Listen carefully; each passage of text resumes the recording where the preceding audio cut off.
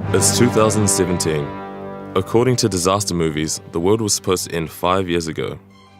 With climate change in full effect, triggering natural disasters, scientists have run countless emergency scenarios, and the Ministry of Civil Defense had prepared for disaster.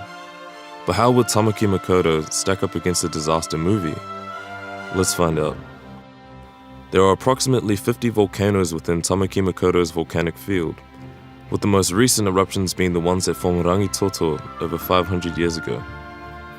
Earlier this year, scientists imagined a 2-month-long volcanic eruption near Mangere Piriti. The result of the eruption would decimate anything within a 0.5 to 2.5 kilometer radius, with severe damage to structures as far as 6 kilometers away, including the Mangere Town Centre KFC. So here's the switch up.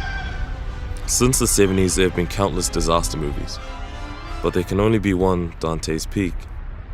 Released in 1997, the critically acclaimed film had an all-star cast starring James Bond alongside an ensemble of generic white people. The premise is your typical Bond film, except there are no femme fatales, exotic cars, or martinis, so it's not really your typical Bond film.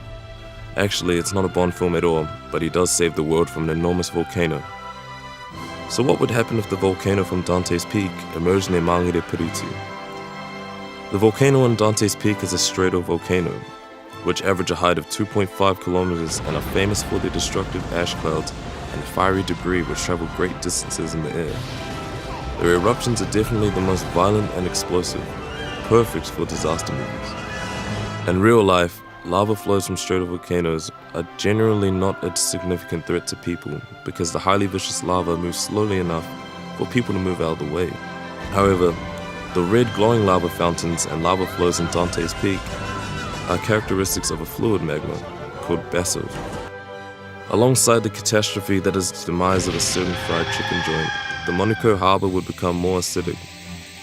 Sulfur dioxide is a gas common to volcanic eruptions, and when dissolved in water, produces sulfuric acid. pH level of 0 to 2 is not impossible, and the water can be quite corrosive to metal. If you think that the juice from a lemon is acidic, imagine water thousands of times more acidic than that. This also means that the Manukau harbour would be devoid of life, so no more snapper, kingfish, kahawai, or episodes of gone fishing. And while all this fun stuff is happening at ground level, ash and pyroclastics would fill the sky, landing on objects and people. Carbon dioxide gas could also be released. A component of magma, carbon dioxide leaves underground magma chambers and travels up through soil, where it is emitted into the air. It is possible that living things such as animals and trees can be affected by this.